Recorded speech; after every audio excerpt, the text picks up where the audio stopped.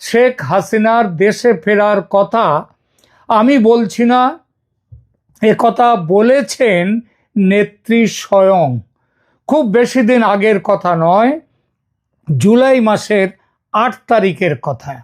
কি বলেছিলেন তিনি এক ভার্চুয়াল ভাষণে, মনে পড়ছে? ঠিক আছে, সংবাদপত্র থেকে সরাসরি পড়ছি, তিনি কি বলেছেন সেদিন। একবার আপনারাও দেখে নিন সংবাদপত্রে কি বলা হচ্ছে। এখানে বলা হয়েছে, নিউজ ডেস্ক দৃষ্টিভঙ্গি, বাংলাদেশের প্রাক্তন প্রধানমন্ত্রী শেখ হাসিনা এক চাঞ্চল্যকর সিদ্ধান্ত ঘোষণা করলেন। সোমবার রাতে এক ভার্চুয়াল ভাষণে হাসিনা জানিয়েছেন তিনি শীঘ্রই দেশে ফিরবেন এবং নিজে থেকে আদালতের মুখোমুখি হবেন। তার স্পষ্ট কথা, দেশে ফিরে মামলার মোকাবিলা করব, দেখব কত ধানে কত চাল।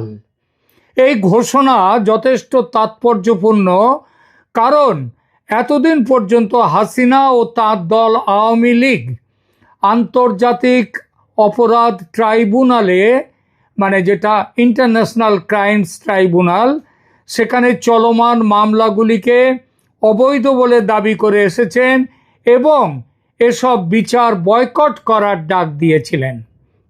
ঢাকার আন্তর্জাতিক, এরপরে একটু পরেই লিখছেন, বলা হচ্ছে খবরে, সোমবারের ভাষণে শেখ হাসিনা আবারও এই বিচার প্রক্রিয়াকে প্রশ্নবিদ্ধ করেন, কিন্তু পাশাপাশি জানিয়ে দেন তিনি দেশে ফিরেই আদালতের মুখোমুখি হবেন এবং নিজের অবস্থান ব্যাখ্যা করবেন।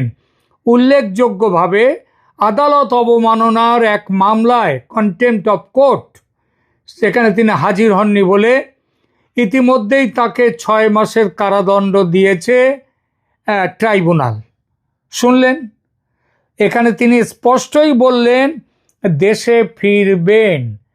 আইসিটি বা ইন্টারন্যাশনাল ক্রাইম ট্রাইব্যুনালে তার বিচার চলাকালীন ফিরবেন, বিচারের মুখোমুখি হবেন।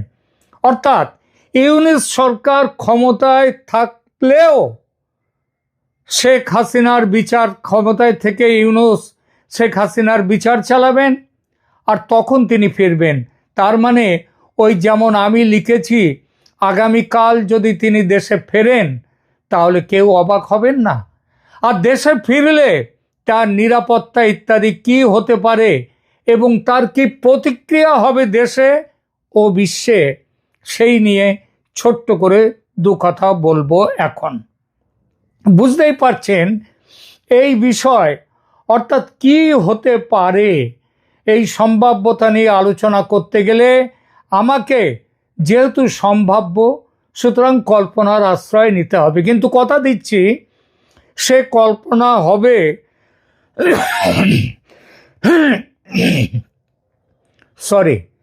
কিন্তু সে কল্পনা হবে বাস্তব পরিস্থিতি বিচার করে, বাস্তবের মাটিতে দাঁড়িয়ে। যদি আগামীকাল শেখ হাসিনা বাংলাদেশে প্রত্যাবর্তন করেন, তাহলে তার প্রত্যাবর্তনের রাজনৈতিক, সামাজিক এবং আন্তর্জাতিক প্রভাব বিষয়ে বেশ কিছু সম্ভাব্য দিক রয়েছে। দেশের রাজনীতিতে কি প্রতিক্রিয়া হতে পারে, এটা এই বিষয়ে ভালো ও খারাপ দুটো দিকে আছে। প্রথমে ভালো দিকটা বলি। শেখ হাসিনার নেতৃত্বে বাংলাদেশে 1 যুগেরও বেশি সময় ধরে উল্লেখযোগ্য অর্থনৈতিক প্রবৃদ্ধি হয়েছে এবং অবকাঠামোগত ইনফ্রাস্ট্রাকচারাল ডেভেলপমেন্ট, উন্নয়ন সাধিত হয়েছে। তার প্রত্যাবর্তনে আওয়ামী লীগের রাজনৈতিক স্থিতিশীলতা ফিরে আসতে পারে এবং দলের পুনর্গঠন হতে পারে। দলের যে বিপুল সংখ্যক কর্মী আজ হত উদ্যম হয়ে পড়েছেন, তাদের আশা ভরসা যেন অনেকটাই ভেঙে গেছে, তারা উদ্দীপ্ত হবে ভীষণভাবে হাসিনা ফিরে এলেন। সেই যে মরা গাঙে জোয়ার আসা বলে একটা কথা আছে না, সেটাই হবে। আর নেতিবাচক দিক, শেখ হাসিনার শাসনকালে দুর্নীতি, সরকারি নিয়োগে কোটা ব্যবস্থা ও মানবাধিকার লঙ্ঘনের গাদা গাদা অভিযোগ উঠেছে। এই অভিযোগের অনেকটাই যদিও রাজনৈতিক এবং ষড়যন্ত্র প্রসূত। তার প্রত্যাবর্তন কিছু মানুষের মধ্যে বিভ্রান্তি ও বিরোধিতা নতুন করে জাগিয়ে তুলতে পারে, বিশেষ করে যারা তাকে গণতান্ত্রিক প্রক্রিয়ার প্রতি অবিচার করেছেন বলে অভিযোগ করেন।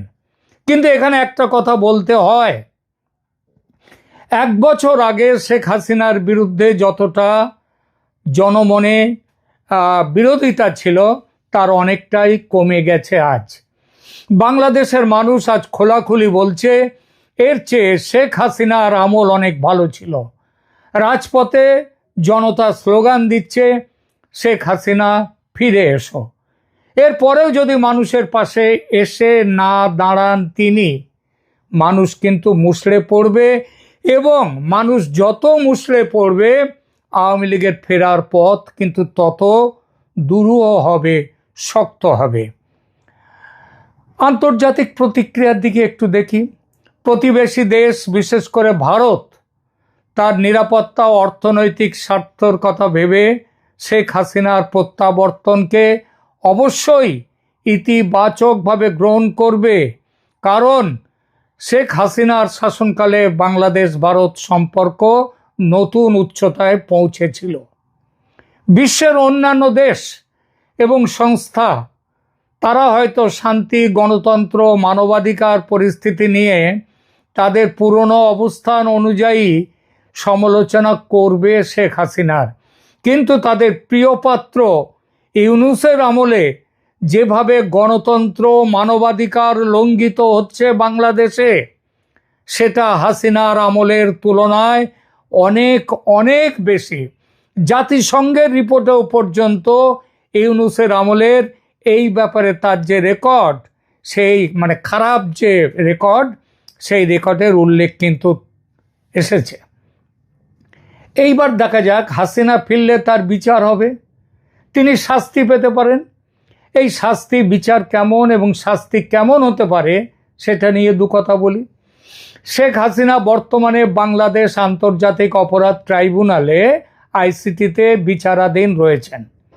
সম্প্রতি আদালতকে অবজ্ঞা করার মামলায় তাকে 6 মাসের কারাদণ্ড দেয়া হয়েছে। ট্রাইব্যুনালে তাকে মানবতা বিরোধী অপরাধ, বিশেষ করে 2024 সালের সরকার বিরোধী গণতান্ত্রিক প্রতিবাদের নির্মম দমনের জন্য দায়ী করা হয়েছে। এসব অভিযোগের অনেকটাই যে ভুয়ো সেসবগুলো আজ প্রমাণিত হচ্ছে। যেসব হত্যাকাণ্ড হয়েছে আন্দোলন চলাকালীন, তার বেশ কিছু যে হাসিনার বিরোধীরাই করেছে, তাদের ষড়যন্ত্রের কারণে যে হয়েছে, এসব তথ্য সামনে উঠে এসেছে। আর এখানেই প্রশ্ন ওঠে, বাংলাদেশে বিচার ব্যবস্থার নামে যে প্রহসন চলছে, সেখানে সত্যিকারের তথ্য প্রমাণ ভিত্তিক ন্যায় বিচার কি আদৌ আশা করা যায়? অবশ্যই যায় না, আশা করা যায় না। আর এখানেই সন্দেহ জাগে, তাহলে হাতে পেলে যদি বিচারের নামে চরম অবিচার করে বিচারহীনতার মাধ্যমে হাসিনাকে জুলফিকার আলী ভুট্টোর মতো ফাঁসি কাটে ঝুলিয়ে দেওয়ার চেষ্টা হয়, তাহলে কি হবে? দেখুন, ভুট্টোকে ফাঁসি দিয়েছিল সামরিক শাসক জিয়াউল হক। বাংলাদেশে সামরিক শাসন নেই। গত বছর যিনি আর্মি প্রধান ছিলেন, সেই ওয়াকারুজ্জামান আজও প্রধান। হাসিনার পতনের দায় তার উপর বর্তায় ঠিকই, কিন্তু হাসিনাকে হত্যা করার কোনো প্ল্যান যেমন সেদিন ছিল না ওয়াকারুজ্জামানের, তেমনি আজও নেই।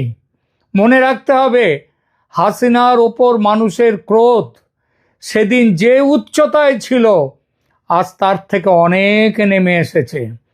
এই পরিস্থিতিতে হাসিনার প্রাণ সংশয়ের আশঙ্কা নেই বললেই চলে।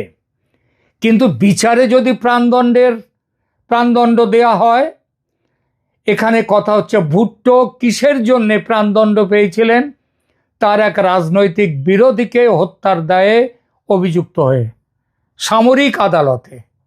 বাংলাদেশে শেখ হাসিনার যে বিচারের কথা হচ্ছে সেটা কিন্তু সামরিক আদালতে নয়। ভুট্টোকে আপিল করতে দেয়া হয়নি, কিন্তু হাসিনার বিরুদ্ধে হত্যার অভিযোগ বলে যা আছে বলা হচ্ছে সেটা প্রশাসনিক প্রধান হিসেবে তার নির্দেশের জন্য, এই নির্দেশের জন্য পরবর্তীকালে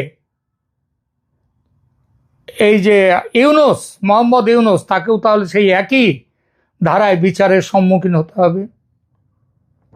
সুতরাং এই যে প্রাণদণ্ডের আশঙ্কা, ফাঁসির আশঙ্কা, এটা একমাত্র গায়ের জ্বালা মেটাতে জামাত তারা যা ভাবছে সেই ভাবনার প্রতিফলন। আসলে শেখ হাসিনা দেশে ফিরলে তাকে জেলে থাকতে হবে নিশ্চয়ই, কিন্তু তার মৃত্যুদণ্ডের কোনো কিংবা জেলের মধ্যে মেরে ফেলার কোনো সম্ভাবনা নেই, কারণ সেখানকার যে সেনা, সেই সেনা অনেকটাই কিন্তু হাসিনার পক্ষেও রয়েছে কিছুটা হলেও।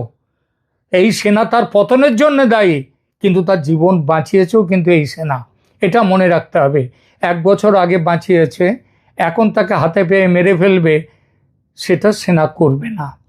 তাহলে প্রশ্ন আসছে, শেখ হাসিনার জন্যে এই মুহূর্তে সেরা পদক্ষেপ কি? তিনি ভারতে থাকলে রাজনৈতিকভাবে তার ফিরে আসাটা কিন্তু ক্রমেই দূরে সরে যেতে থাকবে। তিনি নিজে যে কথা বলেছেন, দেশে ফিরে বিচার ব্যবস্থার মুখোমুখি হবেন, এটাই তার সেরা পদক্ষেপ হওয়া উচিত। ইন্দিরা গান্ধী জরুরি অবস্থার পর নির্বাচনে হেরে যান ভয়ঙ্করভাবে, তাকে জেলে পাঠানো হয়। দেশের মানুষ যারা ইন্দিরা গান্ধীর চরম বিরোধী হয়েছিল, তারাও ইন্দিরাকে জেলে পাঠানোটা মেনে নিতে পারেনি। ইন্দিরা ফিরতে পেরেছিলেন উইথ ফ্লাইং কালার্স, আরো বিপুল জনসমর্থন নিয়ে। জেল যাত্রার এইটাও সুবিধা, রাজনৈতিক নেতারা জেলে গেলে তাদের যে সাপোর্ট বেস, জনপ্রিয়তা, সেটা বহুগুণ বেড়ে যায়। হাসিনার ক্ষেত্রেও সেটাই হতে বাধ্য। এবার আলোচনায় দেখব কবে তিনি ফিরতে পারেন। বিশ্বের এবং বিশেষ করে দক্ষিণ এশিয়ার ভূ রাজনৈতিক পটভূমির দ্রুত পরিবর্তন হচ্ছে। যেসব খবর আসছে, বাংলাদেশ নিয়ে ভারত, চীন ও রাশিয়ার মধ্যে আলোচনা চলছে খুব গুরুত্বের সঙ্গে। আমেরিকার কাঠপুতুল ইউনূসকে সরিয়ে হাসিনাকে ক্ষমতা ফিরিয়ে দেওয়ার পথ ও প্রস্তাব নিয়ে আলোচনা চলছে।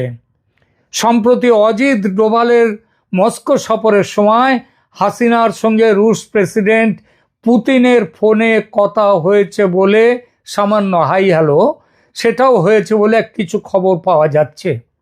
পরবর্তী পর্যায়ে চীনে এ মাসের 31শে আগস্ট থেকে শুরু হচ্ছে চীনের সাংহাই কোঅপারেশন অর্গানাইজেশনের সামিট। সেই সামিটে মোদি, পুতিন, শি জিনপিং তাদের আলোচনা হবে এবং বাংলাদেশ সেই আলোচনার একটা বড় জায়গা।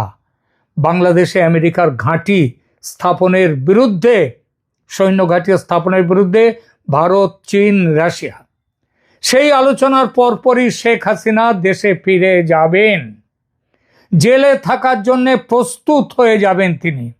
বাংলাদেশের মাটিতে তিনি পা রাখলে সেখানকার রাজনীতিতে ভূমিকম্প হবে, বড়সড় ভূমিকম্প।